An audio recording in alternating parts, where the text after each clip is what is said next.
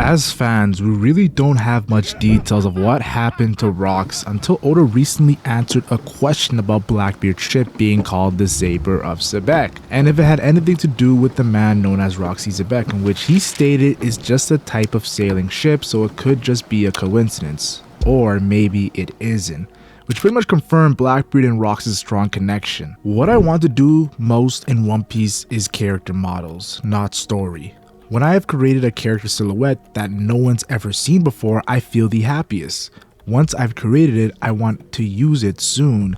I create episodes for just that reason, so the story gets longer. 2009, Ichiro Oda. Oda reveals his love for silhouettes, and for the amount we have seen over the years, I am not surprised, with just recently having us witness one in the end of chapter 1132, and it being the same guy who was waiting for the Straw Hats at the end of Egghead Island, who is most likely the same man who met up with Crocus on a cover story wearing a Wano Kuni hat.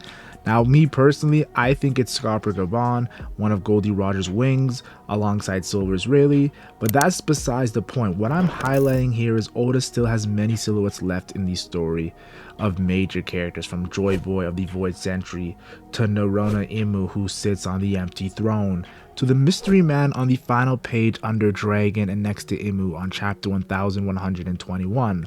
But the silhouette I am most interested in Oda showing is Marshall D Xebec, the mystery man Oda hyped up to levels not seen before. Yeah, that's right, today we do a deep dive on the legendary pirate, so like the video, subscribe to the channel for more One Piece content, as this will be one of my favorite analysis I have ever done on the channel. Now, to understand what happened to Rocks, I would like to first go over the 4 other W's, and I'll start off with who.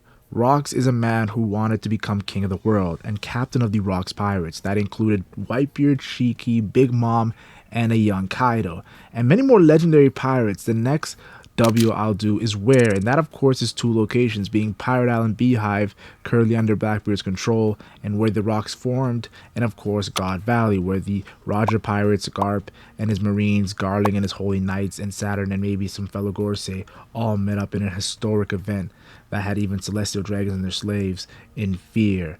The next W I'll go over is when, and that of course was 38 years ago, way before the time of Roger becoming Pirate King. And if you want to go deeper, 39 years ago, Roger made it to the final island Lodestar, and is hinted at battling the Rocks pirates, making the God Valley incident a rematch.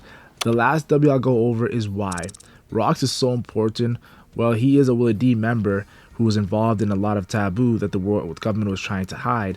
I believe Oden didn't just randomly bring back this character into relevancy for no reason. Yeah, that's right. He will play a big part in the final saga.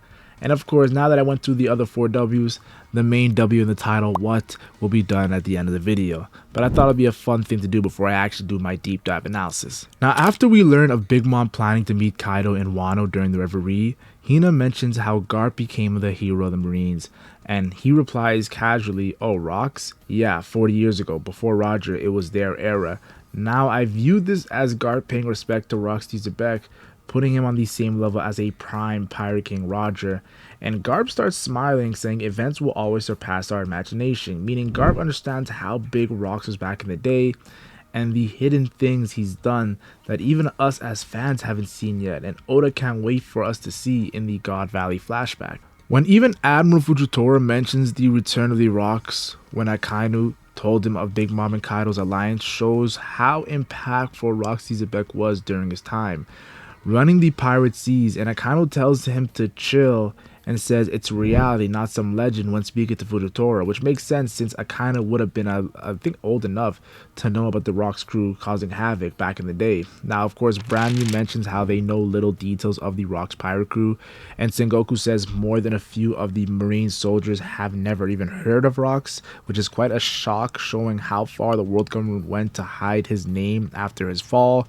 Sengoku then explains how the Rocks crew was a collection of individuals who came together to make one big score and were constantly killing each other within the group, showing how this wasn't your normal pirate crew and how the only way to survive was by being powerful. It also reminds me of Blackbeard killing Thatch, and how Blackbeard has inspiration from that Rocks-esque pirate crew of killing your own crew members, in which Whitebeard does not mess with. Now, Sengoku then explains how they had a young Whitebeard, Big Mom, and a young Kaido, much to the shock of the young Marines who only know of these three names as the Yonko before the time skip, who ran the seas. Like, you have to understand, Shanks became a Yonko 6 years ago. These other guys were running the seas for years after Rocks fell. Now, I do gotta say this, once Roger passed away, that's when they really made a name for themselves. And Sengoku then said it wasn't just them, the Golden Lion Shiki, the Silver Axe, Captain John, Wang Ji. I believe Oda wanted to separate these other pirates because they were more known before Roger died, with Wang Ji recently falling to Blackbeard during the Rocky Port incident. It gets even more deeper when Sengoku states Rock's ambition was to be king of the world and went directly against the world's government like some sort of terrorist organization. Honestly, it looks like Monkey D. Dragon got some inspiration from the man his father helped take down, and with Dragon being Luffy's age pre-time skip when Rocks fell, I wouldn't be surprised if he had some role during this era, with it already being confirmed Dragon was a former Marine and his original revolutionary commanders being on the island in Kuma, Guinea, and of course Ivankov. But let's not get too distracted and get back to the main topic of Rocks. Sengoku then reveals the government hid most of his deeds, but at the time everyone heard of the threat they pose, so it makes sense to see Fujitori's reaction I previously talked about. Sengoku then speaks of 38 years ago Rock's crew being wiped out on God Valley according to news reports, which mean there is missing details on the real story on their fall. A rampaging force of evil that no one had been able to stop. This to me confirmed the Roger Pirates lost to the Rocks Pirates a year ago in their last interaction, or had a draw, but definitely didn't want win, showing how legit Rocks D Xebec was, and Garp got the credit for taking down the powerhouse group, which reminded me of how Smoker got the credit for Alabasta, and they tried to give Fujitora the credit to Dressrosa, but he did not allow it. This is how he got his nickname of Hero Marines over all of his other achievements. Sengoku then states Garp never wants to talk about this incident, and this is interesting because him being captured by Blackbeard might mean he has no choice but to talk about this incident and explain that a bit more for us readers and fans. Sengoku then explains Garp had to work with a pirate and also protect celestial dragons, and that's why he never became an admiral. He would directly be under them, and he would have been eliminated if it wasn't for how goated he was, which makes sense since Oda revealed his brand of justice is my justice. And Sengoku finally does the big reveal of Garp and Roger working together to break apart the Rocks Pirates to protect the Celestial Dragons and their slaves, which in my opinion makes the Rocks Pirates look good, even though we know for a fact Roger and Garp are good guys in this incident. Like, you have to understand, the fact that they're the ones protecting the Celestial Dragons and their slaves is a shock. And the fact that they're working together, these guys are utter rivals. Makes sense why Roger told Garp, I see you like just one of my crew members. When you go to battle with someone, that brings a camaraderie. Sengoku then says there's no map that shows God Valley, and it vanished without a trace, and with Vegapunk recently saying the world is sinking since the Void Century, and with ancient weapons being the cause, especially after seeing what happened to Leloucha by Imu, I believe Imu has something to do with that island being gone. Sengoku then asked the Marines if they still wanted to hear more about it, as the Marines looked shook hearing the island the world government wanted to hide disappeared entirely. Sengoku was letting these Marines behind the curtains of the very organization they worked for, and Sengoku then speaks on Rocks himself, saying he was so ambitious in his pursuit of the King of the World title, and he broke too many of the world taboos, which instantly made me think of the Poneglyphs and Void Century that got the people of Ohara and Vegapunk killed. There is no public record of Rocks, just memories. Yeah, this guy is a big deal, and if he's this big of a deal, Imu personally had to be the one to take him out, in my opinion. Now, you're probably thinking how, because Roger and Garp did.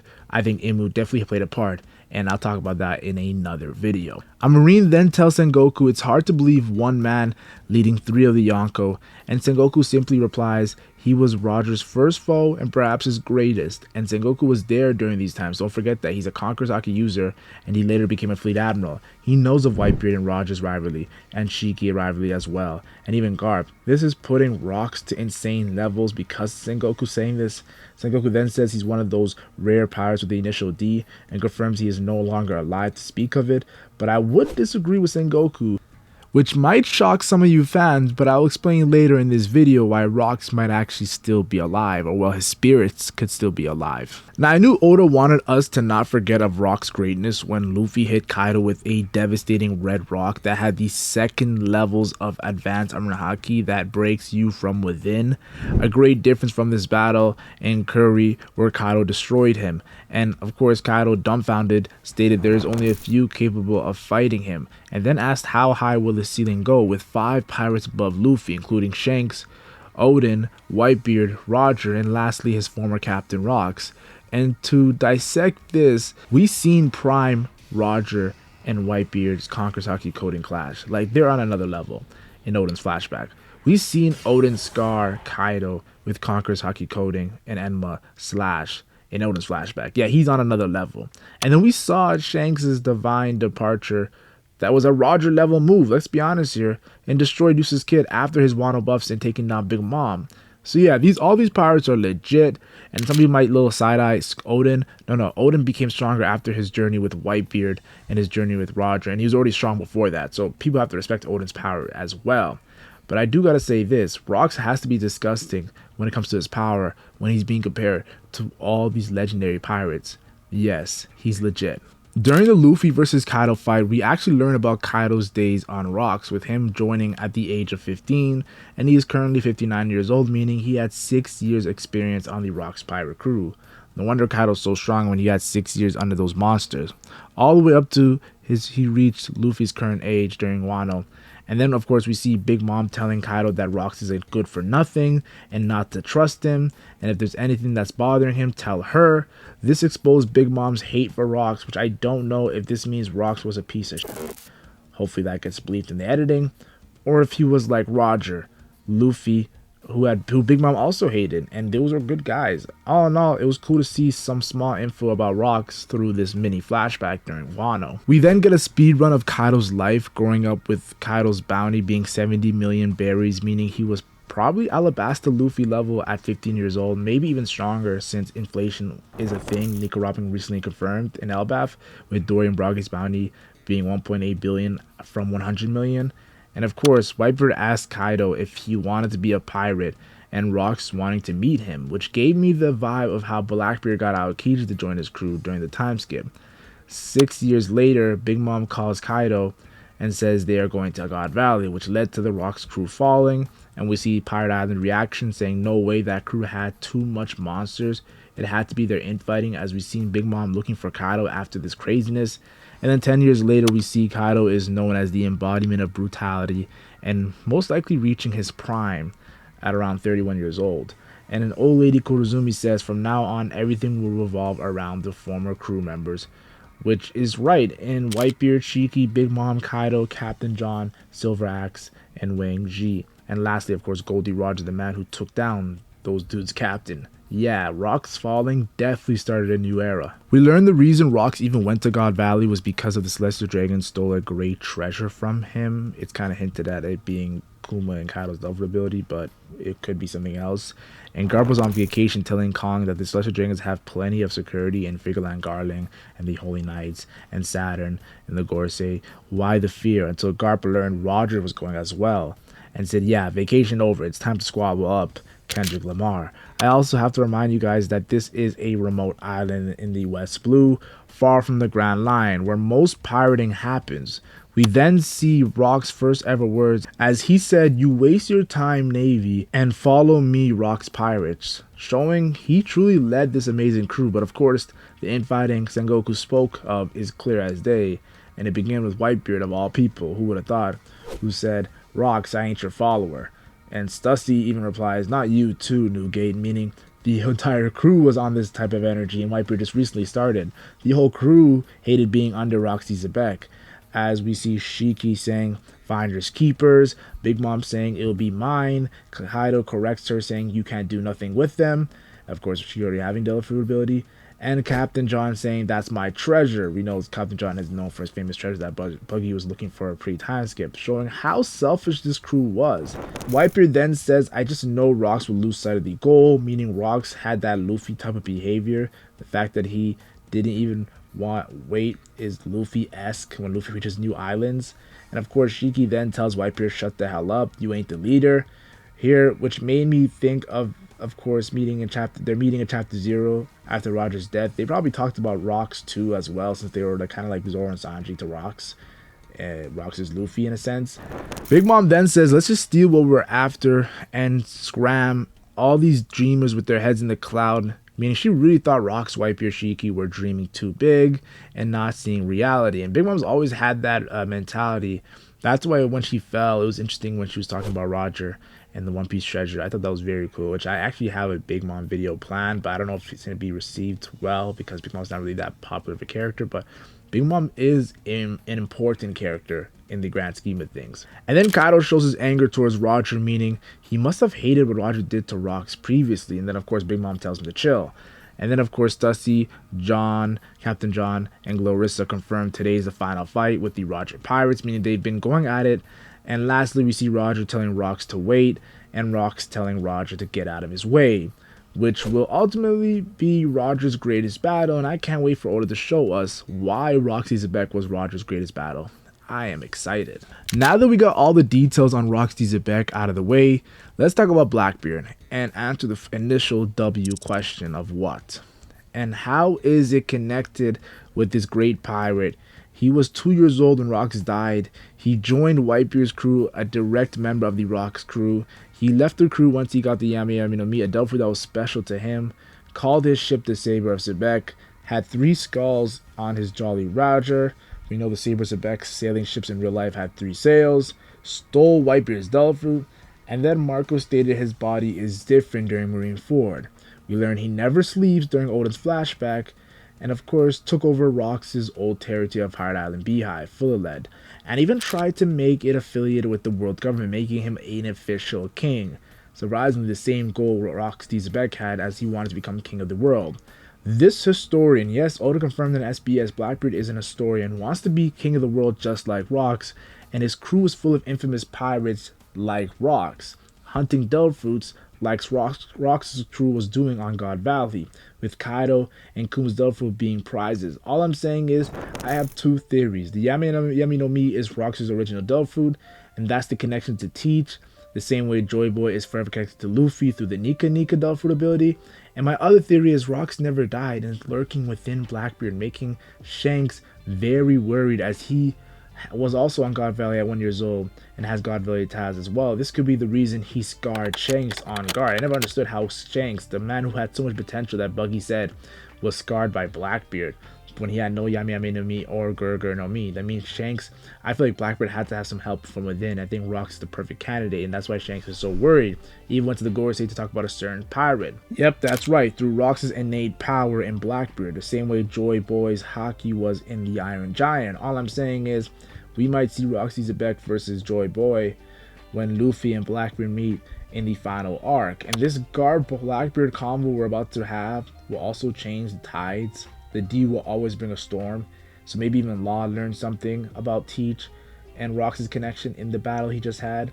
Him being a surgeon and knowing the human body anatomy, he had to have noticed something about Blackbeard that could help Luffy a great deal, with of course maybe even revealing the hidden rocks within Blackbeard. We always known they had that 3 stomach theory, 3 personality theory, but I'll be honest with you, when you really analyze Blackbeard, he does have multi-personality disorder. That's the reason why when we saw him in Jaya, he looked like a good dude, and then we saw him later, he looked like a bad dude. He definitely can switch it, and his ideals are insane. Blackbeard as a character deserves an entire video because his personality is insanely interesting. But yeah, that's what I truly believe what happened to Rocks. I think Oda doesn't do things randomly. He always does things for a purpose, and I think Rocks is still going to be an important character in the final saga, not just through flashback, but through the actual battle with Luffy.